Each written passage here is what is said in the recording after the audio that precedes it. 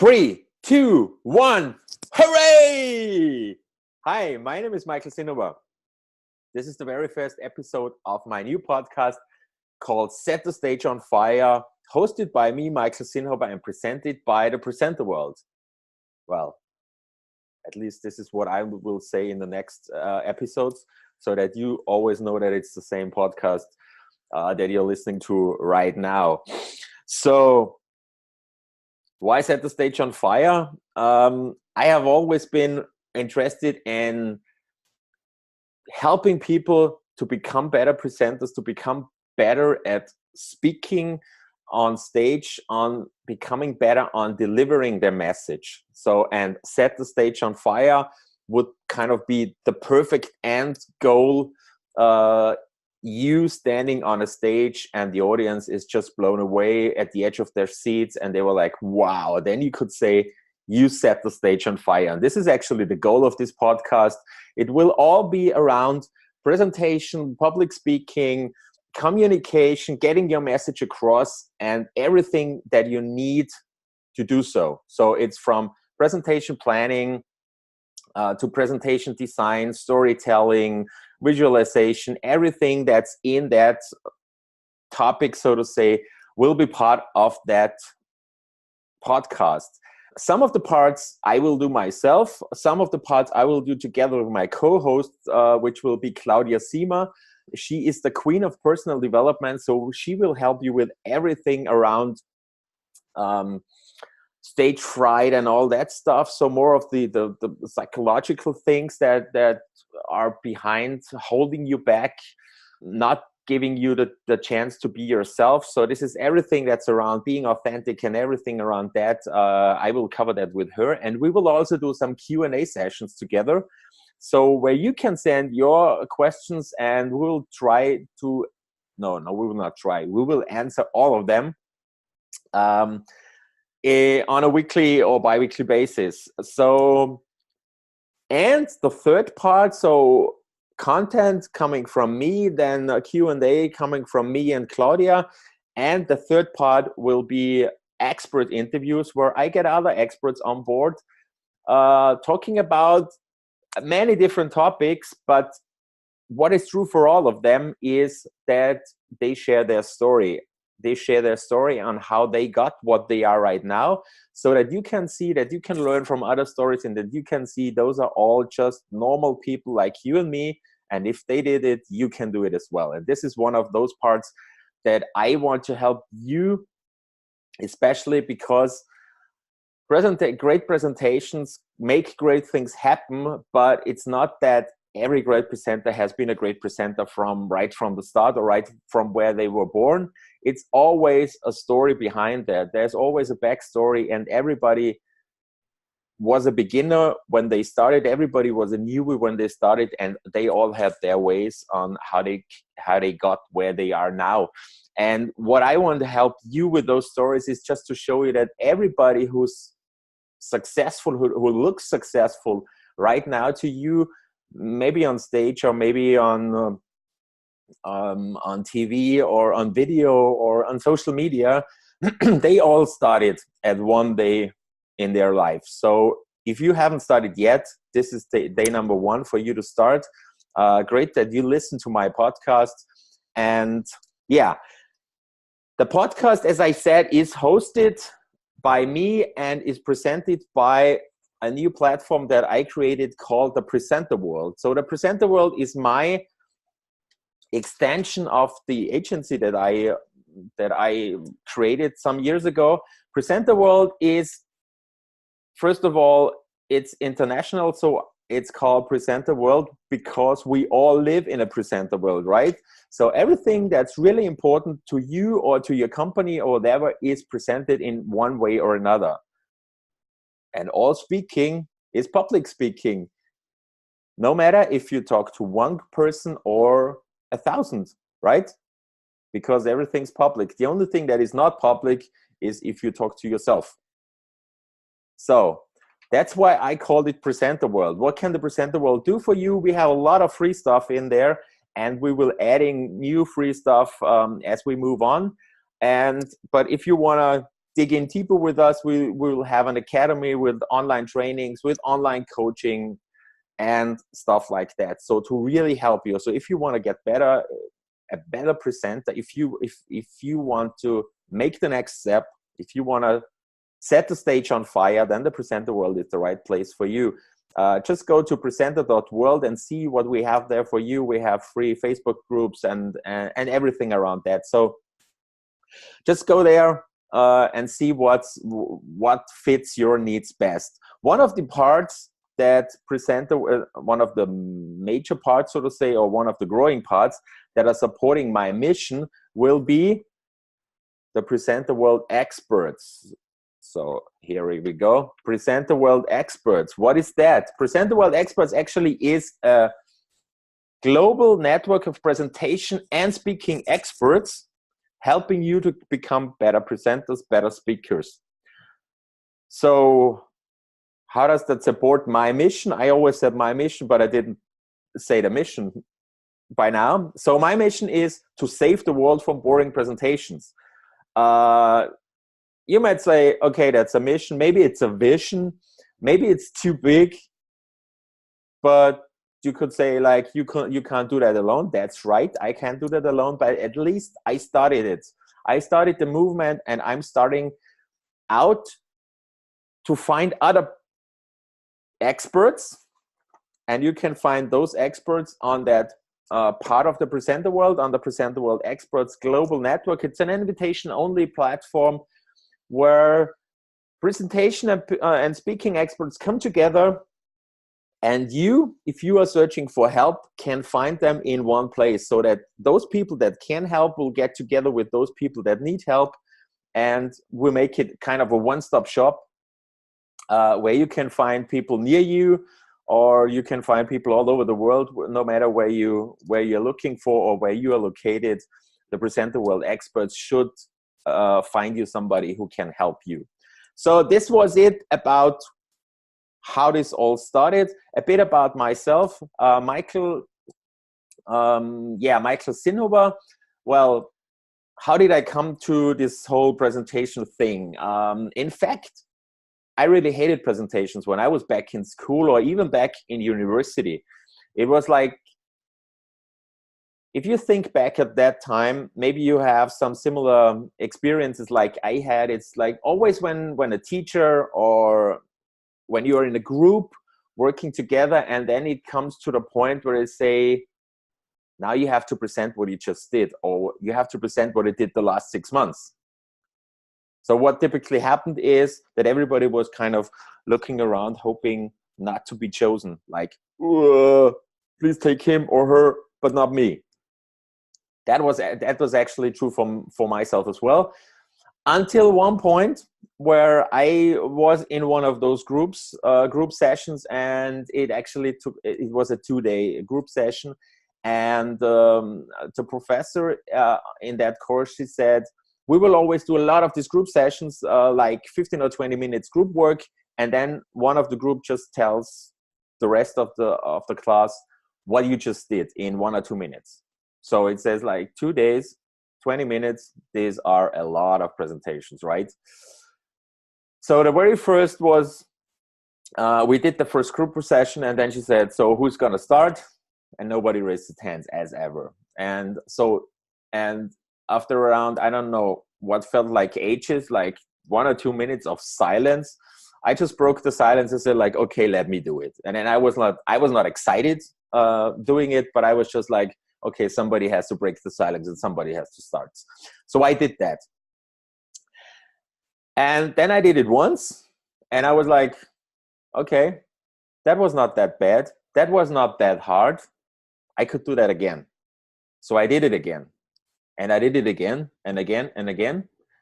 And when I raised my hand for the 6th or 7th time, she said, yeah, Mr. Sinnhuber, we already know that you can do it, so please let somebody else do it. And I was like, what? Did you just say I can do it? I'm good at it? Did you just say that? And this kind of changed my whole thinking about this whole presentation thing. And from that point on, I just saw, you just have to stand up. You just think what you just did the last 20 minutes. You should know that, actually. And then just stand up and say it in the words that come right out of your mouth when you think of it. This is what authentic speaking actually is all about. Saying it in the words that come right out of your mouth without overthinking of, is this a good sentence? Should I say that? Should I say that in a different way? Or I don't know. So if you don't overthink things, if you just step on the stage and say it like it is, or say it like you felt it, then it's always the best. And this is how it started for me. So this little moment, this epiphany story, so to say, changed my thinking, and it changed my behavior on how I dealt with presentations from that point on. So what I did then is that in each and every group session, I was the one that raised the hand first and said, like, let me do it.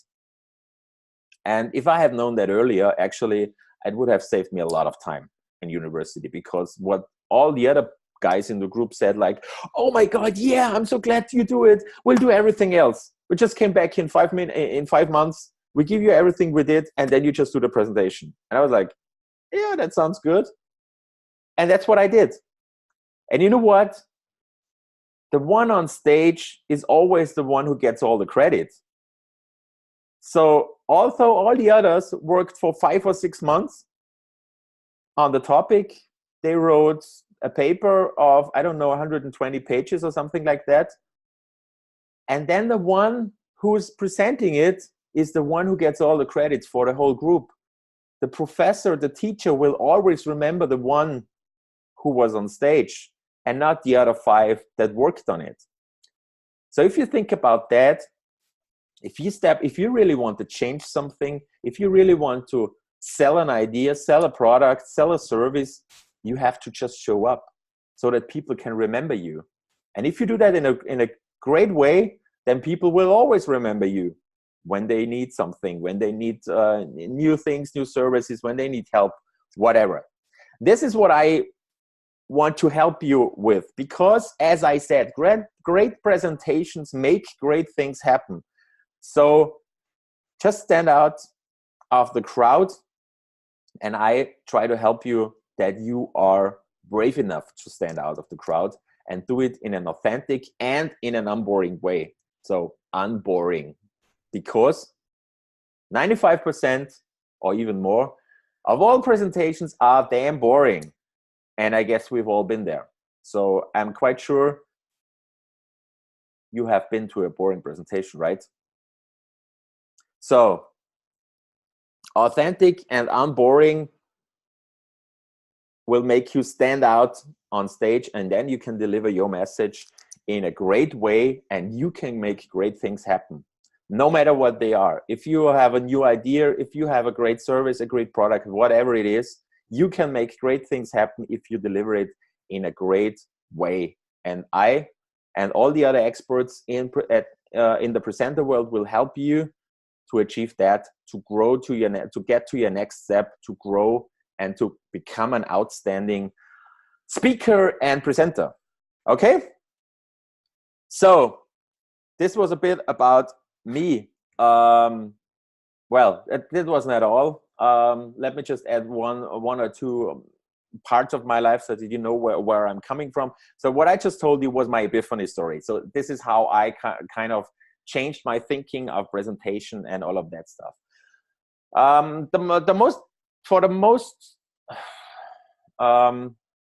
For the longest time of my life after university, I was working in the corporate field. So I was working for HP, and I was working with a lot of retailers and wholesalers in that area. And it was a wonderful time, actually, because I really learned a lot when I was working for HP. I was traveling a lot. I met a lot of great people there, but I also saw a lot of really, really, really bad presentations. So typically it's around 300 to 400 slide presentations where you have, this is the new printer, he does that, and he does that. And it's the kind of feature fucking, you would say that, like typical technical stuff where you say, like, I have this and this and this and this and this, and this is so great, people will buy that. but they don't. Why? Because they are overwhelmed with information. So if you want to create a great presentation, you always have to keep it simple, to the point, so that people can remember what you just said and not overwhelm them with your data. And this is actually what happened when I was working for HP. As I said, it was a great time. I did that. So when I went out of HP, I started my own company around 2 years later. And I was working on social media, online marketing, web design, and stuff like that, because that has always been kind of a hobby since internet began. So if you're as old as me, you know how internet sounded when it began. So for the youngers, when it all started out, it makes sound like, and it was the router who was connecting to the internet, right? So this is where I started, and from that day, from those times on, I always wanted to know, how does this work? How do you set up a website, and how does all this stuff around there work? So it was always been a hobby of me. So when I decided to leave HP and to create my own company, what I did is I did web design and all of that stuff, but I also did trainings and workshops on this. And when I did that, I used Prezi as a software. And back then, one day a guy came up and said, like, can you do a Prezi training? Because he saw that I'm using a different software alternative to PowerPoint. I was like, who would need a Prezi training? Because Prezi is so easy to use and it's kind of self-explanatory, and I didn't know why anybody would need a Prezi training. And he said, yeah, we're setting up a new platform for further education, and we are offering all kinds of different courses and whatever. So a Prezi training would be good because we have Word and we have Excel and we have PowerPoint. So if you could do a Prezi, that would be awesome. And I said, okay, let's do that.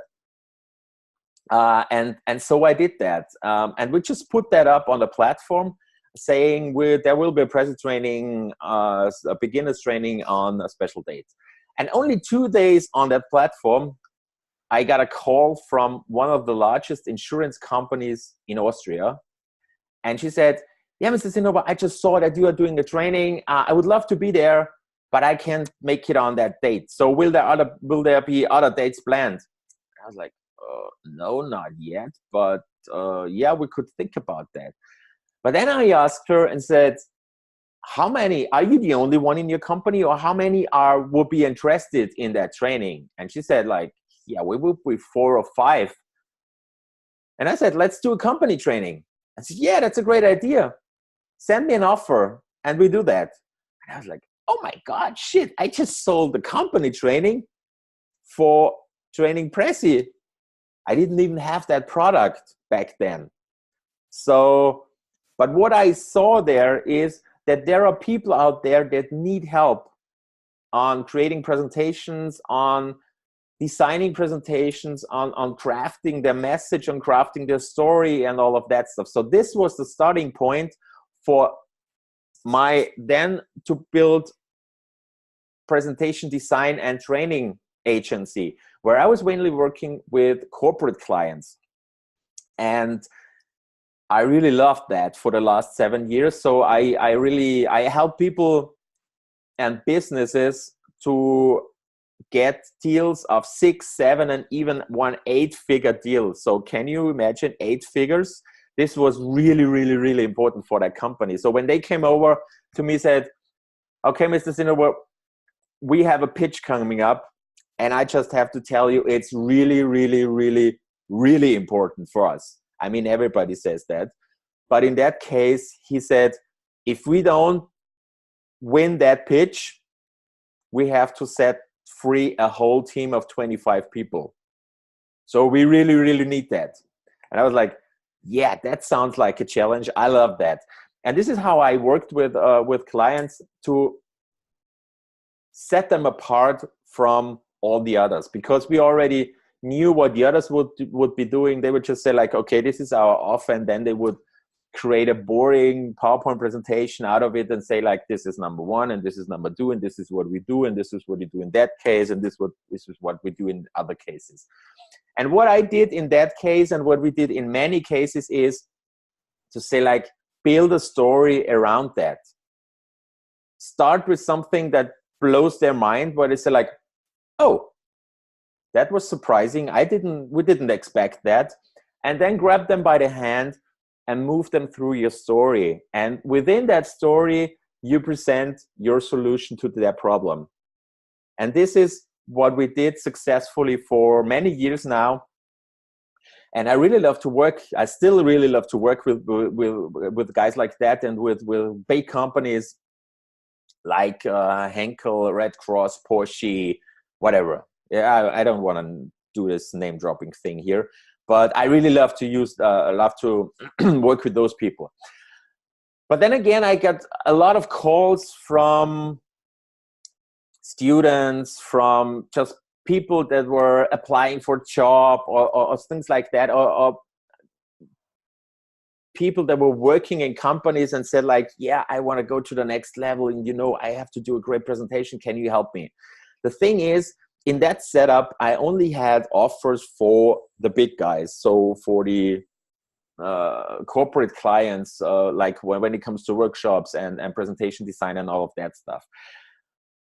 But then I did some, and I always tried to help them on the phone and say like, okay, what is your problem? Maybe I can help you in 15 to 20 minutes or something like that. And in one case, or in one of the first cases, what happened is that after doing the phone call for 15 minutes, the lady on the other side said, oh my God, you just helped me so much.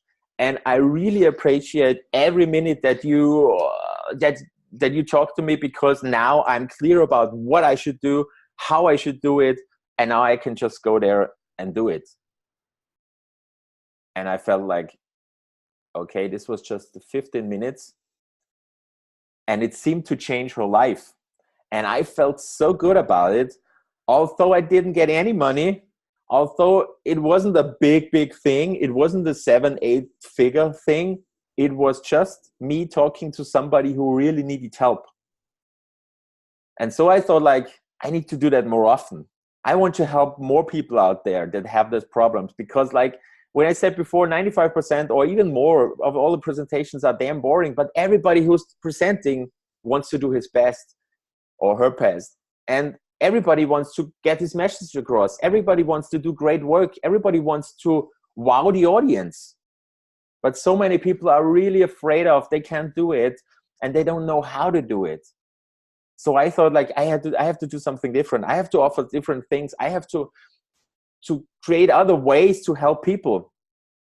And this is where I am now.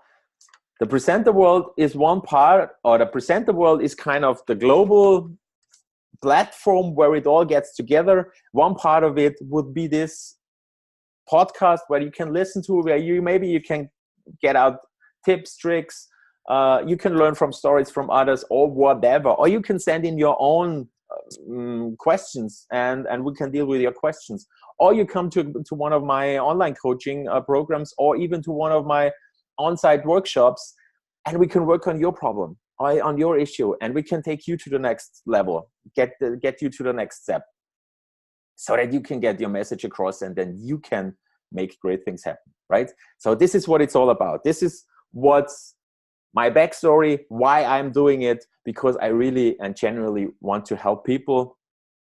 And this is what gets me up every morning, right? So, and here I am now in the podcast, and I want to help you with all of that. So if you want to be part of that podcast, just send me your messages. So if you want to be part of that podcast, you can always send me your questions, and then we deal with your questions, and we will answer your questions as soon as possible. And if you're an expert in one way or another, you can send me a message, and maybe we are a fit. If we are a fit, we can find a way to do one of the experts interviews, and you can get in here. So this was it.